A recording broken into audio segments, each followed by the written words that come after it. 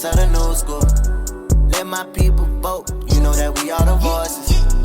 FRRC, we the leaders of the new school. Let my people vote, you know that we are the voices. What is going on, everybody? Welcome to the Our Voice podcast. I am so excited tonight. We got a great guest, and we have an amazing guest host in Miss Sheena Meade. Say hi to everybody, Sheena. Hello, everyone out there. I'm so excited to be here, Neil. I know I'm better looking than Desmond, but I'm great to be here with the FRC family today. Yes, you are, and you know how jealous he is. He's not here tonight, but he is getting honored at church with a nice award. It's Black History Month, so we know you're having fun, Des, but we know you wish you were here. Right. So real quick, I'm excited because we just, FRRC just had several hundred people up at Advocacy Day. We were in Tallahassee, and it was so cool to see beautiful. people, wasn't it? It was beautiful. This was the fourth year, correct? Yep. And what folks may not know, that Advocacy Day was a brainchild of Neil and Sheena. That's right. And we started this all 4 years ago. Got Des permission to let him set the vision, and we took it, and it's beautiful. I was just looking at the recap from 2019 and all the people that was there. But let me tell you, 2 weeks ago now? Just about, yep.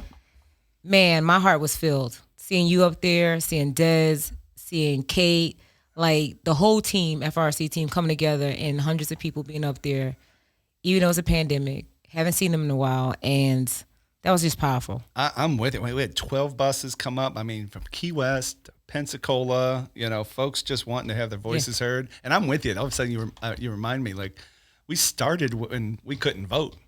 Right. So this was before. It was kind of like our message was, hey, your vote is our voice. Right. But now it's kind of like we're talking about a vision and what we can do in the state of Florida, as it relates to criminal justice reform. And it wasn't just a pony show. I used to say, I don't want our advocacy day to be like a pony show. We just come and take pictures and wave hands.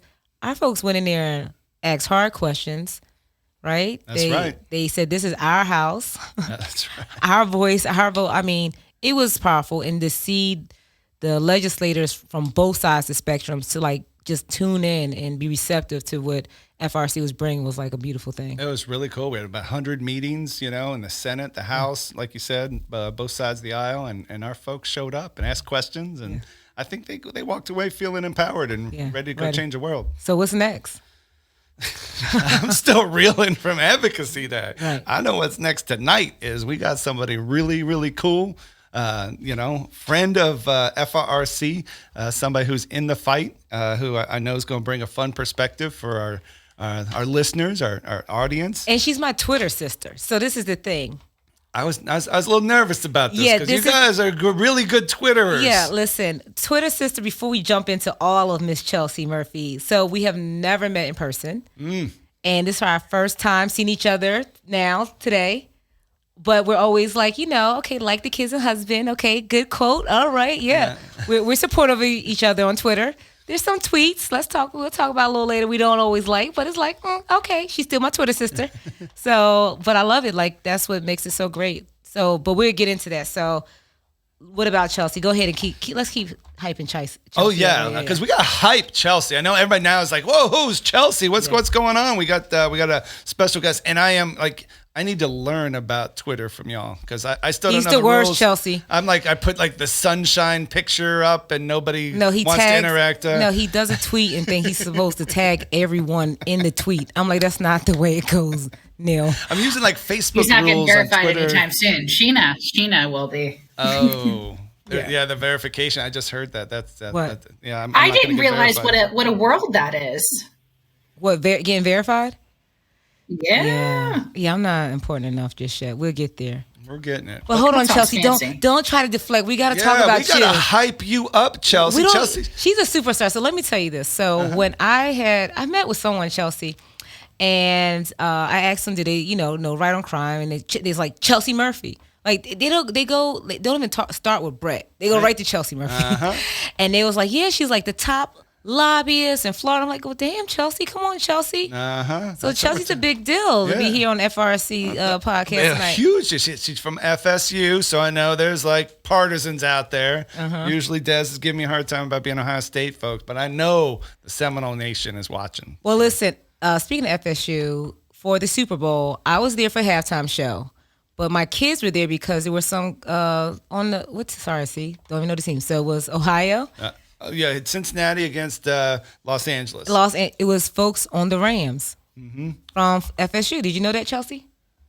No. Oh, actually, that's not true. I did know that because my husband walked me through both. First off, I'm a bad fan for all of the reasons, but my husband walked me through who was playing in the Super Bowl, and then he told me.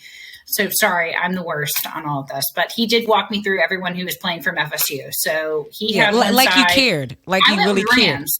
But you like you cared, right? And so you had the show. I did. I cared about the halftime special. Well, listen, I'm about to just ask you: Did you show your kids that you was a cool mom during halftime? Well, my kids are still 6 and 7, so they were in bed. So I was an extra cool mom. So I was giving all my dances. I was an extra cool mom in that way. Right. Yes, they're they know. They already know. They know what they listen to. My kids love they listen and request certain different songs, and I normally randomly dance. If you see, it was my mommy 6-year-old time dance, then. I get it. It was my time then. During halftime, I made everybody come in and watch me do my dances. Nice. Like Mary J. Yeah. I even had my cousin with her blonde wig. My cousin Dana, shout out to her. Like, everybody came ready for halftime. Yeah, she's great. Mary J. brought it. I mean, she looks great. I'm like, she's goals for me. But, So Chelsea is the state director for an organization called Right on Crime, right? So Right on Crime is a national campaign of the Texas Public Policy Foundation, and I might need to TPPF. Yeah, that's what we call them in these criminal this, justice. Yes, there we go. That's exactly right. So, and it supports conservative solutions to reducing crime, restoring victims, reforming offenders, lowering taxpayer costs. Can't wait to jump into this conversation. But Chelsea has been in this space for a long time. And I think you've been with Right on Crime for about 5 years now, if I have that right, Chelsea. But last week, correct. Last week. Congratulations. Happy Right on Crime anniversary.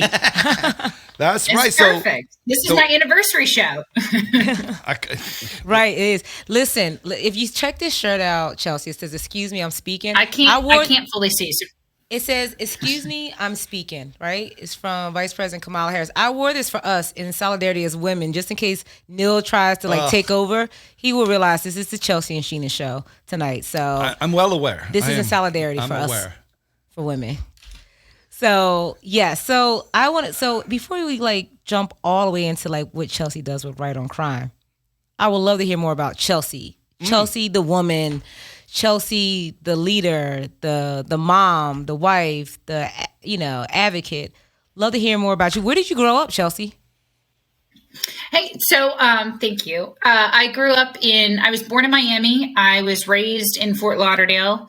Went to St. Thomas Aquinas High School. It was a blessing of a time. And then I went to Florida State. And unfortunately, I got into some trouble. I was arrested for a DUI when I was 20 years old, and kind of had a little taste of the life. It was there are worse things to be arrested for. However, it was a terrible, terrible time. And I also, now looking back, I understand what privilege I do have and how I was able to kind of get out of a lot of situations. So that's why I've always loved this area. I love criminal justice reform, not only because of my own stuff, but I understand, I get it, I see it, not from obviously as a lot of other people's perspectives. But, and then my husband and I, we're both in politics. He works for Insurance Agents of Association, or Florida Insurance Agents Association of Florida.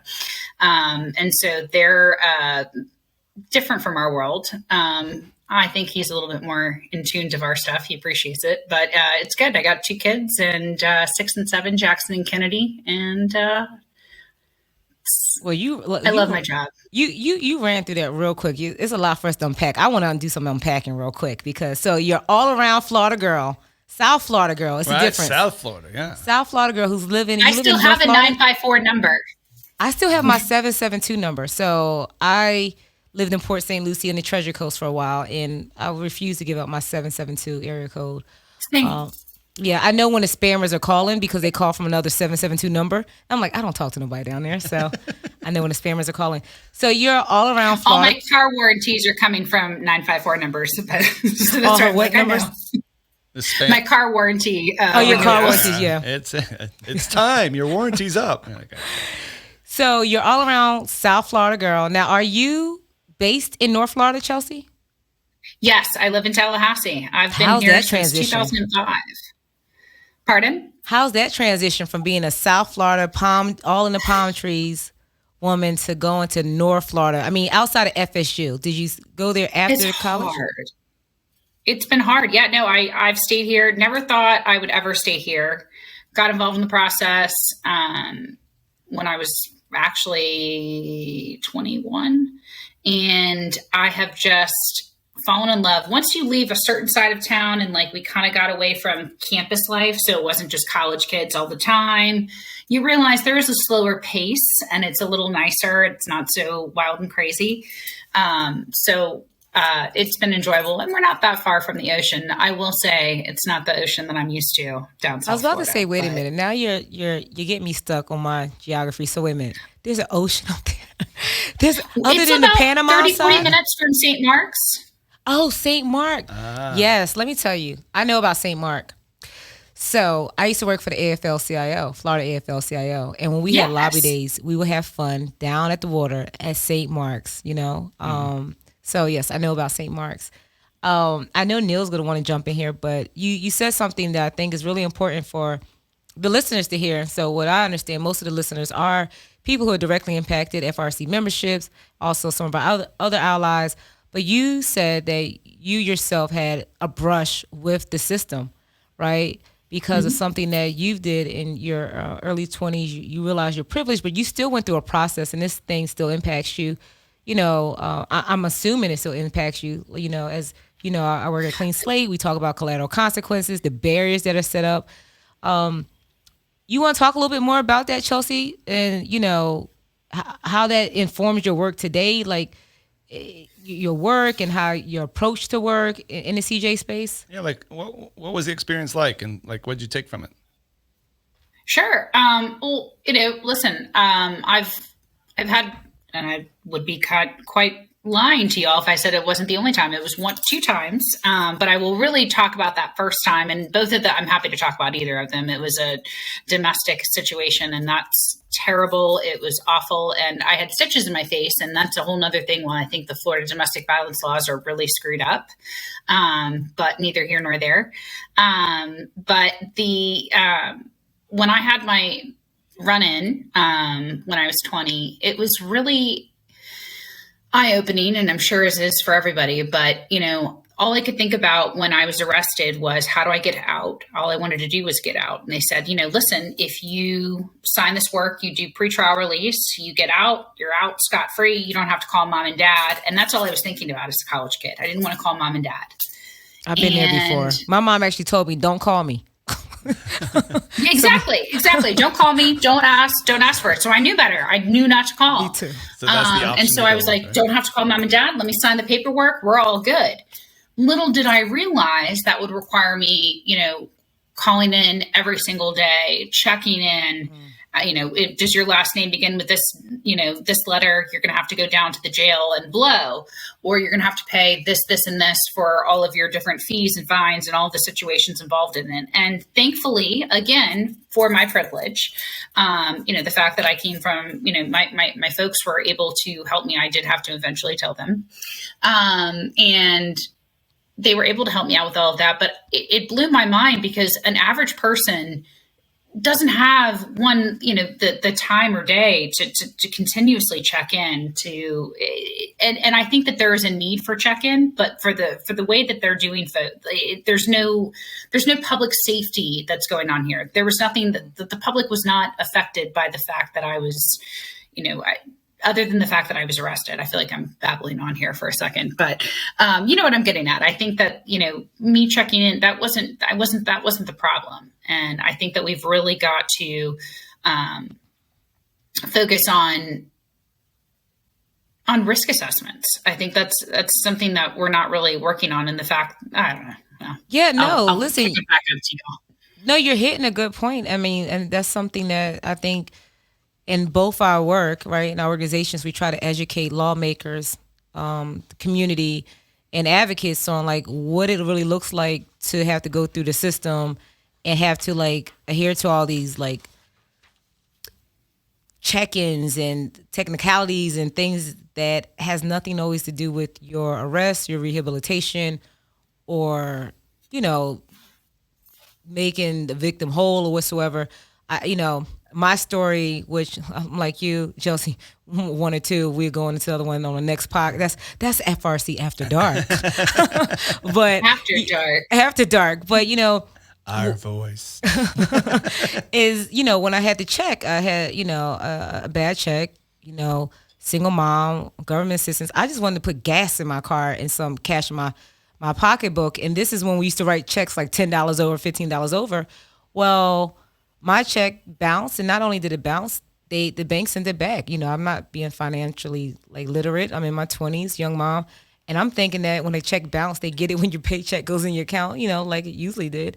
But this time they sent it to the district attorney. I didn't even know who a district attorney was or what it is. And a couple of months later, I had 2 cops show up at my door, arrest me in front of my children for a bad $85 check, no more than $80, right? But I got out too because, my mom gave me the whole, don't call me if you ever get like, that's not, of course, we end up calling, but I had to do the check-ins. You have to go, I did the pre-trial diversion. I had to take time off of work. I'm already low poverty and like dealing with all this stuff, childcare issues. And like you said, the common person does not have, one, the knowledge to navigate the system, right? I didn't think about getting an attorney or how this was going to impact me. I was just trying to get it done and over because I was embarrassed and I didn't like that I had to go to jail, right? But if I look back now, I understand like how the system was set up really not to help me. Right. It's not. It didn't help public. Geared towards public safety all the time. It's not geared towards you, right? Right. And it didn't help. It didn't help. I'm going to put out. It didn't help Publix. I don't know if they're ever going to be your sponsor, but it didn't help Publix because that's who the check was with. Like Publix wasn't worried about is Sheena going to do all these check-ins. They just wanted their $80 back, which they got. Yeah, so it can kind of be eye-opening, right? Where all of a sudden you see like how do the incentives work? Like what's it like, to be in the system, and what the machinery is like, because suddenly you're making decisions where it's like I just want to be out of jail. Yeah, and I think it also affects when you talk when you're talking with legislators. Forgive me for my eyes tearing; my allergies are just so bad. When you're talking with legislators, it helps too to explain to them like criminal justice system is one step away from your worst decision or your or just an average decision that happens to folks. And so I think that a lot of people start to understand it once it affects a loved one or a spouse. And so I don't think that my family gave, to whatever about the criminal justice system until it started to affect me and now they start to understand that. And I think that people understand that people make mistakes and we all about second chances. Yeah, I have a question follow up to that. So, Chelsea, your story is not as similar, but it seems like we both had our brushes, which probably lasted no more than a day in jail.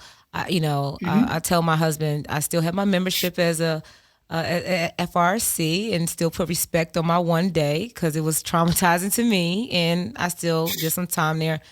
I also realized that I go, anything that I made experience was for a reason, right? I believe that God purposely allowed me to be in that position for a reason. And so when I had did 24 hours in jail, I met some beautiful women, which really opened my eyes up to like the variety of cases that was happening and women being displaced from their family and children. But when I got more into the work and started working with FRC, I started meeting more formerly incarcerated women who did time in prison, men who did time in prison. And sometimes they would feel like, it's fair for them to feel that way, that you don't really understand my story because you were not locked up in prison. Do you come across that sometimes in your work, even though you're like, hey, I'm directly impacted, I understand even with my privilege, but do you feel sometimes there's like this place where people like, you don't really understand because you're not formally incarcerated? I do. And I also respect that. That doesn't mean that. And I'm blessed for that. But I do run into that, but that's okay. I respect everybody's position where they've come from. My After Dark show, which was only, an extra couple hours after 24, but nothing too far. I did have some really great women that I was able to meet and talk with. And it breaks my heart to see some situations and like what you're saying. I mean, there's so many other people that have had it way worse than us. And it's really humbling, but also that doesn't mean that, our empathy doesn't exist. Right. So let me take this conversation just a little bit of a different direction if I could, because you work for a place called Right on Crime, right? So I'm sitting there thinking about our audience, thinking about folks, who have been listening to us pretty regularly, right? And I think some people might be like, Right on Crime, like, what's that? What's that whole thing? Like, do conservatives really care about criminal justice reform, or how do conservatives, come about this whole thing? It's fascinating because so much of our work is really focused outside the prism of kind of partisan and like labels and stuff like that. So I'm really excited to have you here because it's like you're working with an organization that's specifically coming from the conservative perspective. Can you educate us a little bit on what does it mean to be a conservative criminal justice reformer? Is it different than some of the progressive groups, or how do you come at this? Can you just kind of talk it through? I don't think it necessarily has to be, are we different, but how are we? I'm so excited that we have a passion that's the same. And yes, we may come at it from different angles. I think that a lot of folks, come at it. There's some folks that come at it from emotion. Some come at it from a financial standpoint. But wherever it is, we meet in the middle on the same aspect because they both, you need all of that to mesh together. And I think that conservatives, I shouldn't say it's what one side agrees more than the other. I think that right now we're extra polarized, and not saying that you and I are, just saying that left and right are, with defunding the police and that kind of thing. But prior to our era that we lived in, I think that a lot of it was just a lack of understanding. But now it's just been a little bit more, it's been a little difficult recently to try and make sure that we're getting everybody jazzed up about criminal justice the way that once was. And, but at the same time, I think that also we realize that there are issues going on, not only that have happened the past 2 years, but that have happened the past 20 years. And so as conservatives, do we want to have taxpayers or tax burdens? And, 95% of the folks that are coming out of prison are going to come back in, to society. Do you want them to be, productive members, or do you want them to go back in? And so, at the end of the day, we all have to realize that people make mistakes. We shouldn't be judged on our worst day. And a lot of it is, it's just kind of it's a working model. And I'm really, sometimes it's putting lipstick on a pig, but at the same time, yeah, and folks need to know Neil is not the only. So for the members of FRC, well, I won't say just the members, because we have FRC, and I say we because I'm family. FRC has members who are conservative, who are liberal, who are independent, or just like I don't want to label, right? Right. And I was going to joke with Neil to say he's not the only conservative, so he feels like he has a little family in the house today because we. It's great to have you on the show. Yeah, he's like crying. He's like blinking twice over here. He jokes sometimes, saying sometimes Desmond would send him to the, what do you say, the only dog at the hydrant show? What do you say? The only dog at the only fire hydrant at the all dog party. At the all dog party. But one thing that I really love, Chelsea. So recently, I've been dealing or engaging more conservative representatives, right, in Congress, in state legislators, state houses, and I just recently went to Utah, and actually had a great cup of coffee lunch with Brett Tolman. Shout out to Brett, your great fearless leader of Right on Crime. We're gonna have a steak off soon in Utah, but Clean Slate had got implemented a few weeks ago. And it was a press conference with the governor, the agency heads, and it was, Clean Slate passed with a very conservative assembly in Utah. And when I left there, I left so hopeful, right? And that feeling that I left with, I want to share with other folks. I've been trying to find the words to put on social or in a blog. So after leaving Utah, prior to that, I went to D.C. I met with Congressman Reschenthaler, right? Reschenthaler, who was the sponsor of Clean Slate, Pennsylvania, who's also a sponsor for Federal Clean Slate. And I went in to talk to him about CJ issues, and I met with some Utah delegations. I met some other conservative members, and the common theme was that people knew that we need to fix the system, right? This is about forgiveness, redemption, right? They talked about it as a workforce issue, but the one thing, something that you talked about, Chelsea, is because they knew someone that was directly impacted in their family. That changed, I think, how they approach this work and how they talk about it, and they're so passionate. Either they had someone in their family or friend that got caught up, right? I think Neil, you was there for one of the conversation, who friend got a DUI or whatever, and it's like, listen, this guy got like a master's now. He's trying to like teach, and they can't even teach. And, also we heard the story of folks who are public defenders who are now in service, and they see like the injustice. And so I wish that I could I don't know how to bring this story together. And maybe Chelsea will figure this out, right? How to make this a beautiful song to show people what can be accomplished when we come together around these aligned issues like CJ issues. And so I feel really hopeful right now seeing people work across the aisle. Yeah, and I would even just say it's interesting because I asked you the question, Chelsea, but I think we're all in that same space where it's like, as people, we don't necessarily like the labels, right? But we have a system of government and in which there are two parties, right? So when you start to actually engage in trying to change policy, suddenly you find yourself in a place where, you see that, somebody's in one party or somebody's in another party. And so what I think is really cool is that you are in the field, and that you're actively saying like, hey, we work with anybody, but we also know that there's a community here that cares about these issues, and we're kind of aligned with that community. And I'm just really impressed with your leadership and how you guys navigate that. I'm curious if knowing that we have folks who aren't always comfortable with the partisanship, myself included. I'm just curious, what kind of success you've seen, from that perspective, and how you go about your business. I think that anytime I've gone about this, and, again, although I feel like I'm starting to let me back up. So 5 years ago when I first started, everything was really divisive. I mean, it still kind of is to an extent, but it was extra. And we were able to kind of get a bunch of groups together. We all kind of sat around together, had a kumbaya. Neil, you were at the table. We were all around together. And there's been a couple times that we were really able to sit down and strategically think together. And we realized we each have a goal in common, and we also have different ways that we want to get there.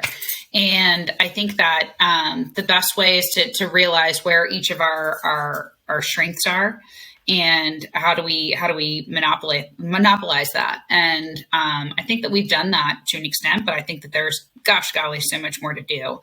I sounded like my mom there. Gosh golly. That was a good gosh golly. Good gosh golly. We turn into our mothers. There's so much more to do. But no, I think there's so much more to do, and I'm really excited. I think that we've got, with leadership and folks kind of going forward, I think that there's a lot of progress that's going to happen here in the next few years. I'm really excited about it. So what do you think's possible? If you paint a picture for, Florida upcoming years, because I'm with you. You're right. We're friends. We've talked about bail reform. We've talked about things that would really tangibly impact people's lives. And then some, it can be a tough state, just to be frank, to work in sometimes in terms of expectations. I think reentry and how we function in society is going to be a big key. Clean slate, talking about all sorts of different issues when it comes to reentry. I don't want to put a plug in for myself here, but I'm going to. I'm working on an issue trying to bring back parole, not in a way that's, over supervising, but I think that, an opportunity for us to kind of work at that 85% a little bit, but also making sure that we're keeping public safe and paring that back and giving folks resources when they get back into society. So it's kind of something I'm just kind of looking into, but I think that reentry and how we're all functioning back in society is going to be a bigger, on the next 2 years. I have a question, Call me Chelsea. crazy. Well, no, it's not crazy. Well, listen, we like crazy ideas. That mean there's some purpose with that. So what does your day-to-day look like? Like, what do you do? So we know you're a trailblazer. Like, you call shots. You make things happen. CJ reform, especially in conservative spaces, audiences, and messaging. But, like, what is your day-to-day? What do you do? I'll pull back the veil, right? Like, we got folks who are like, wait a minute. What does somebody do who's like an advocate for an organization like this? Sure. A lot of it is making sure that I've got an understanding of what's going on politically.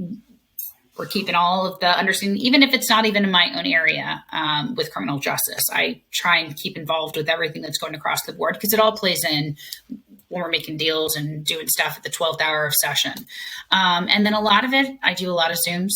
Although none of them are having to have this great white background. I feel very with that. I'm sorry, but I tried really hard for this today. Most of the times I'm a little less poised. Sheena helped me with my hair. Thank you. Well, that's all Sheena. And then a lot of it is educating our leaders and our legislators and trying to make sure, and then coordinating with folks like you, Neil, and Desmond, and making sure that we're all understanding our voices. Ooh. And making sure that they're like what I did there. I like the plug we're all. That was good. Yes, I see it. That we're all just listening to each other. I feel like for so long in the criminal justice world, we've all stayed in our own silos, and we always forget that we all intersect in some capacity, and we need to make sure that we're all listening to each other, regardless of which side we're on or whatever our issues may be. They all intersect in some capacity. Well, so you plugged the podcast. Let me plug Right on Crime. So how do you get into these conversations? I would imagine, just because I talk to some of the same folks you do, is, right, there's this mindset that's like, what's the difference between being right on crime versus being tough on crime, right? Like, or being smart on crime? Because I think sometimes like those phrases catch fire and suddenly you're just fighting a narrative, and that the education that you're talking about is so important because it's like, well, wait a minute, what are we trying to do here?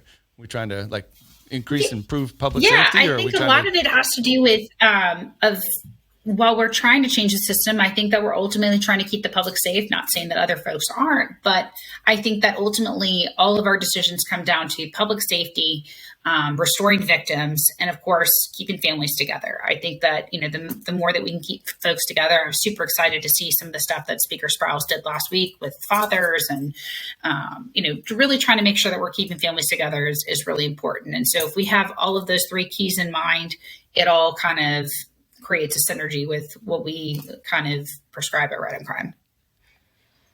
What do you think right now, Chelsea, is like the issue that, I don't want to say the most underrated issue, but an issue that is happening, or a policy reform that is happening maybe in some states? I know you're Florida specific, but your organization is across the country.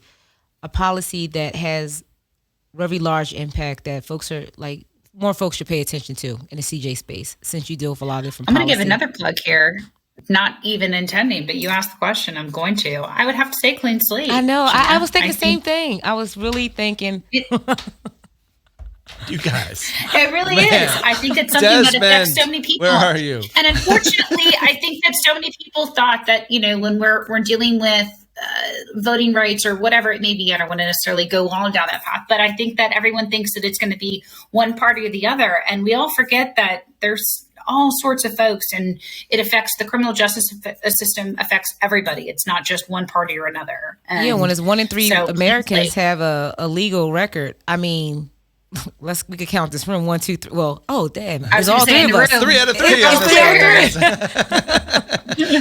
3. But that's funny. But you're right. Like there's this like correlation between economics and criminal justice reform, right? And I imagine when you're talking to elected officials, that is, one of the messages that you bring up, right? Is that this has an impact. Recidivism rates directly correlate to, taxpayer dollars and how well the economy is going to do. Absolutely. How, so sometimes when we talk about the business community, we sometimes put it in the same or in a very close circle with the conservative community. maybe because the approach, but we've been seeing a lot more businesses like say, I want to be a second chance employer, or like we can't find workforce when we know there's like millions of people who would like to like have opportunity to work. What is your relationship, or how? Well, like, what's your approach, or Right on Crime's approach, or your approach, Chelsea, engaged in the business community, especially like in Florida, around these issues of like employment, like you said, reentry, and getting people back to work and getting our economy back together, and like bringing families back together?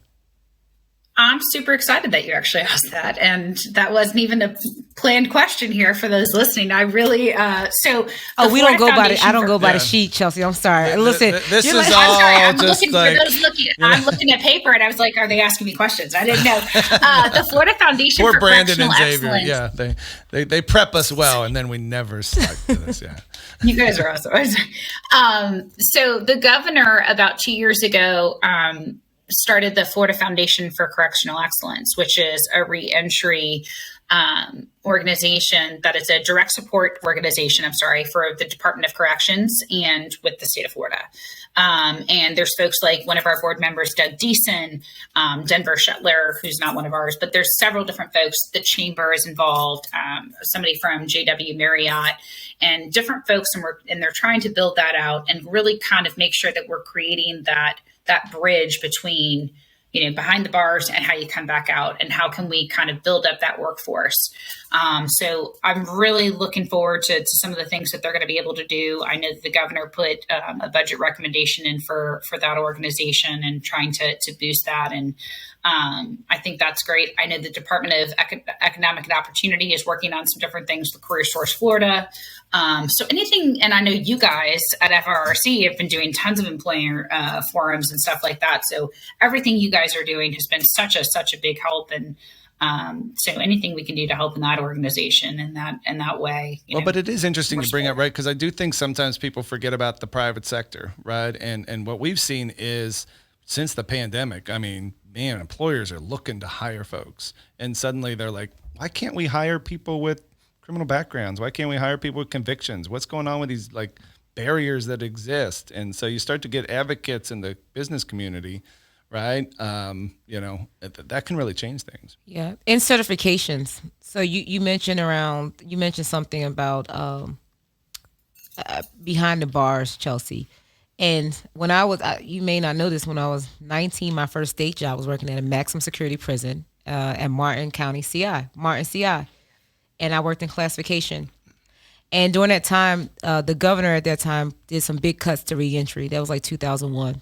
And because I remember the colleague that I befriended there, he was he's at risk of losing his job because of the cuts he was prepping folks for reentry. But one of the things that I saw working behind the bars was that, a lot of the folks that was incarcerated had jobs, right? Like regular jobs, the trustees, whatever. You had people that worked at the canteen that was contracted to Airmark. You had people that did barbering. You had people that worked on the fields. But yet when they come home, and even to this day, they cannot still get some of those jobs, right? Like licensing for cosmetology. I know FRC, y'all done some stuff with occupational license, but those are some of the things that we got to make sure that we keep on the forefront and bring people into proximity, understanding the barriers that it caused or that there is. Like when you sit down with an elected official and you tell them, well, hey, I did this job in prison, but I can't do it now. Come on. They're like, really? Yeah. Makes no sense. Yeah. No sense. No sense at all. I mean, and the idea, like I remember making those arguments in 2019, right? And it's powerful. And there is something to be said for having proximity to the decision makers, because I felt like we made some progress in that moment. But how do we break through some of that, Chelsea? I'm intrigued because so much of what Right on Crime does is you're spreading out the number of people that we can talk to, right? About these issues that we all care about. Are there if there were some folks who are, because like Sheena said, man, in our audience, people from all walks of life, all political persuasions and backgrounds. If people do happen to be more conservative, right, and they just kind of that's the community they hang out with, what would you suggest that they do? What do you say to an elected official or policymaker, to help move the ball forward? Well, I think talking with your workforce and your local workforce boards and talking with Career Source Florida, and they've got different ones all throughout the state, I think that's a great way to start. And one of the things that I'd love to bring to Florida is some of the employer form and just kind of replicating some of the things that you guys have done here and combining forces. I know we've done that in some other states, Louisiana. I know they're working on some stuff in Mississippi and other places. But I think that it's so important for us to put our money where our mouth is. And if we really want folks to come back into society, then we need to make sure that we're creating, we're giving these people all these, certifications and opportunities behind bars. But then when they come back out, it doesn't happen. And so we need to make sure that that is a fluid transition back into society. Right on.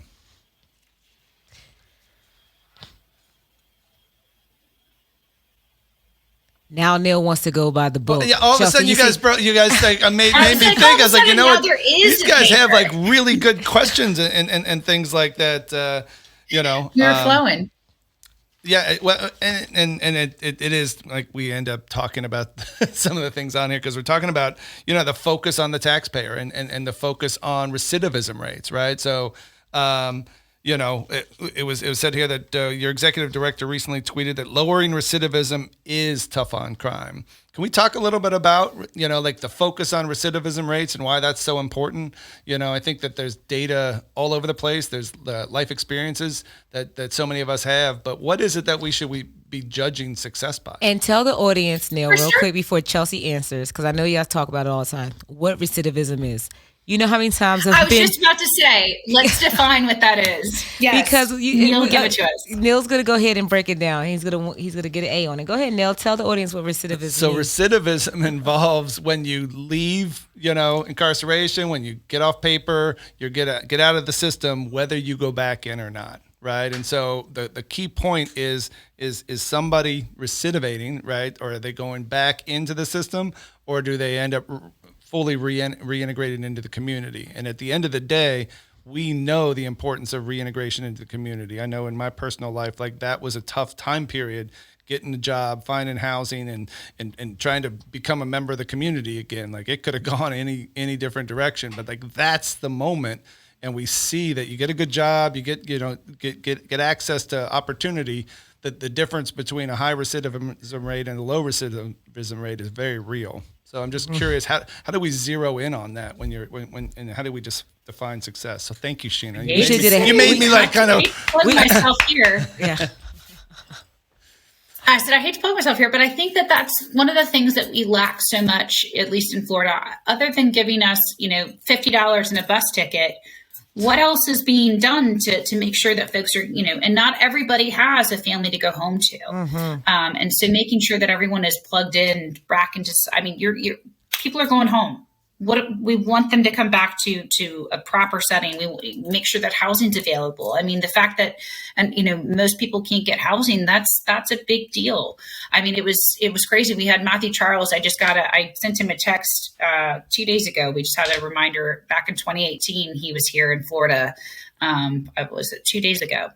And I was reminded when he was there, he had just gotten his home situation figured out. Kim Kardashian, I know, had helped.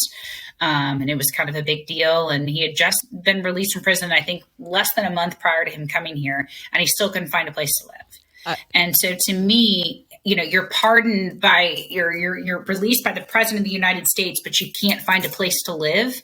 What does that mean? And so how do we make that better? And I think that, whether that's, bonding issues or different things that we have to deal with landlords, I think it's something that we really have to think about. It's so many different intersections to this work. That's why it's so important for us to talk to other people outside even the CJ space. That's right. I know we're doing it at Clean Slate. Like we could clear records, but then folks may have another barrier. So like you brought up a good point, Chelsea, and I think about this all the time. And I'm playing a little devil's advocate. Like we have people advocating on a federal level, state level to get people release Asian people who was incarcerated. And I'm like, okay, this is great. If somebody waved a magic wand or pushed a button or signed a sheet and released all those people, where are we sending them to?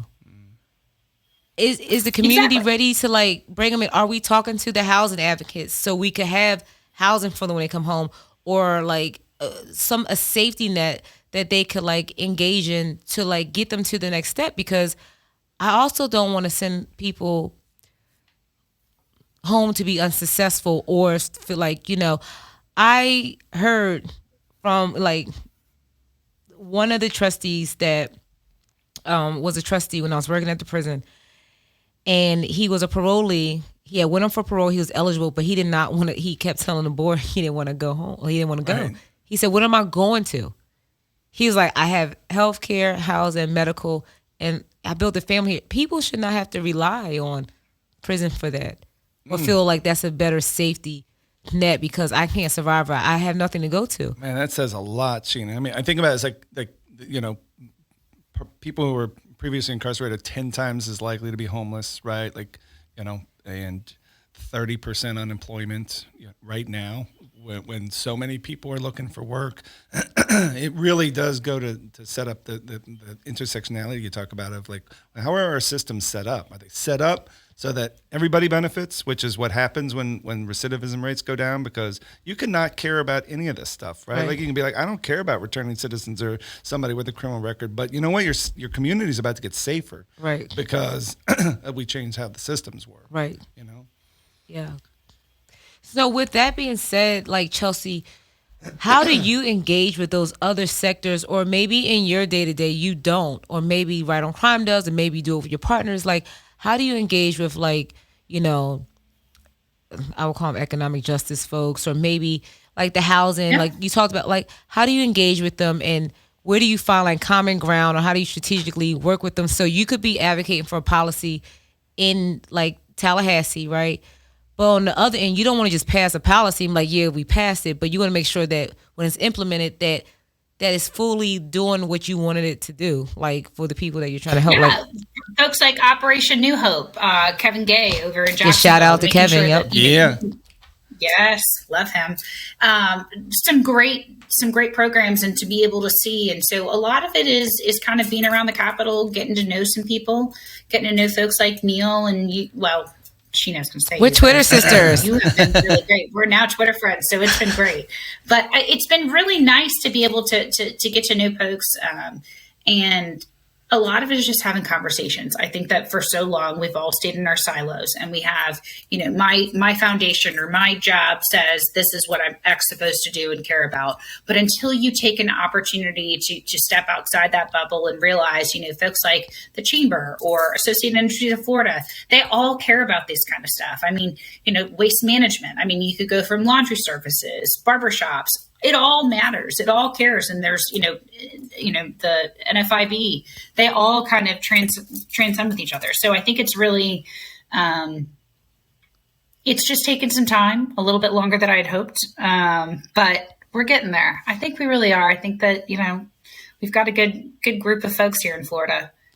Yeah, I think now. we can find, like, it's interesting. I think some of our listeners or audience might be surprised that we have allies in unique places, right? I think JP Morgan was one of the largest corporations in the world. And last year they hired 2,100 people with criminal backgrounds. I think it was 3,000. Don't understand. Ooh, I like it. All right. Don't it's in the report. Okay. Jamie Dimon did a report. Okay. Yeah. But several thousand people, Yeah. right? And that was like 10 to 15% of everyone they hired globally. And it's just really interesting to hear them talk about, us, like people with criminal backgrounds, people with convictions, people who have been incarcerated, and say, look, we know the value that people bring to our company, and we're going to treat this group like seniors or college students and figure out a way that says, please, let's work together. Come join our team, and we'll work with our HR systems and assimilate people and understand what it means when somebody comes up and says, hey, I got a probation officer I got to deal with. And that's not, some sort of red flag. And It's by the way, let's not forget that sometimes the person with a record is probably the most thirsty person to have a job and probably one of the best workers you're ever going to get, hands down. So preach. I Right. Yeah. Neil's a great worker. Let me ask you this. I don't know where we are in time, but I want to ask you, Chelsea, what do you define success in the next 5 years for Florida around CJ reform? What do you want to see happen other than Desmond Meade get a pardon? what do you want to see happen in Florida as far as our CJ system? Yes, I get that. Amen. And also, I want change. I want to be able. We've had some great successes over the past few years, but I really want to have folks that kind of come up to us that we randomly see across the halls and be like, "This impacted me. This was powerful." And it's not just something that happens and affects 20, 50 people. I want to make sure that we're really genuinely affecting a lot of folks in Florida and touching lives. And I know a lot of that's we'll hear a lot of the voices from your folks and what you guys have. So success is making sure that we've got folks that never come back into the system and are thriving. That's success. Yeah, that's awesome. So let me ask you. You had mentioned something about parole, right? And when I think of the kind of parole and parole changes, I think about how Florida just has such a large percentage of people who are facing life without parole. And then we got rid of parole, right? So then what year did we get? Just so the audience, and I'm also learning too, because I remember. So 2001, there was a parole board because I worked in classification. So what year? And maybe explain to people who don't know what parole is. Yeah, so let me if we can throw that your way, Chelsea. Like, talk to us a little bit about, you've got a passion for kind of an issue that and that's how we drive change, is by educating people. So technically, we haven't had a formal parole system since 1983. And we do have the Florida Commission on Offender Review, which was the former parole board. That was what it was renamed to. And they do offer community supervision parole for those that were convicted of crimes prior to 1983. Other than that, the FCOR kind of deals with clemency and other, various things, conditional medical release, and other things like that. But we don't have any sort of parole for those convicted of a crime prior to 1983. So, long story short, I think that granted, it would take some funding, but I think that sometimes you got to fund it to see some return on your investment, and I think that work in that direction might not only create some really great bridges for those coming back into society, but I think also for taxpayers. I think that there's a sense of supervision and a step down from prison to communities. So when you talk about parole, I think about an organization out of New York called RAP, who advocates for Asian prisoners. So we just talked about kind of the intersections around stuff. So we move some parole reform, right? I don't know. I mean, do you know of an org that's working on Asian, like people who are incarcerated who are Asian, trying to get them released? Is there an organization here in Florida doing that? I don't know off the top of my head. I haven't heard of that. But I do know there is a push for. It means there's a gap. Parole reform generally, and I know that with Chelsea's voice that's going to grow, right? Because it's another avenue, to help people get out. Right, but usually when parole is folks who's been in there for a minute, right? So I'm imagining we haven't had a parole board since 1983. That's 41 years. I know that because I'm born in 82. That's the only reason why I could do that math so quickly. There's tens of thousands of people in Florida prison system who face life without parole. In many instances, the idea that they get even more than 20, 30-year sentences is pretty crazy on its front. But because of the constraints that we have, we're a total outlier in terms of the rest of the world, right. And definitely in terms of the rest of the country. If there's anyone listening to this podcast and you know of any organizations or advocates that advocate for Asian prisoners or people who are incarcerated, like hit up FRC, Right on Crime, or just Sheena, I would love to hear, because it seems like that may be a gap area or area we should pay attention to as folks are moving forward to do some good parole reform in the state, because we don't want to have that gap we talked about, people coming home and then. No, that's right. Yeah. Absolutely. Yeah. So are we near the end of the show, or is either I'm we could do seeing- like the I'm- halftime, like What- Mary J. Blige rendition, me and Chelsea? Yeah. Because we could go on about like Do we hearing need lipstick. a halftime show? Well, look, like we got a couple minutes to go here. I mean, it is true. Like, you guys are ladies in the CJR movement, right? Yeah. I mean, Let's talk about that real quick. Let me take these last few Yes. minutes. Let the women take over this piece right here, right? Excuse me, we're speaking. You're over, Neil. It's the Chelsea and Sheena show. Dun, dun, dun, dun, dun. Kidding. Chelsea, I know how it is for like women in general. I mean, even tougher for Black women in this space. But it's just tough for women in this space, right? Because for so much, like, I just tell you, when I came to Clean Slate, it was nothing but women leading this movement, right?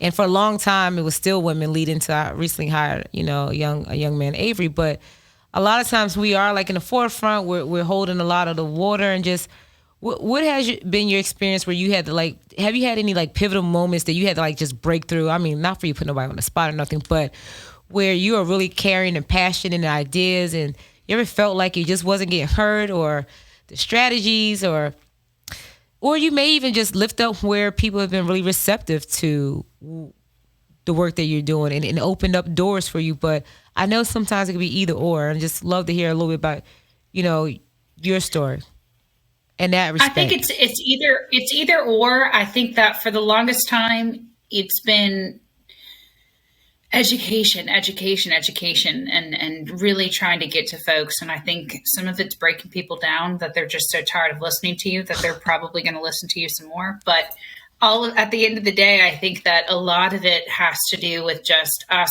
being I'm not going anywhere.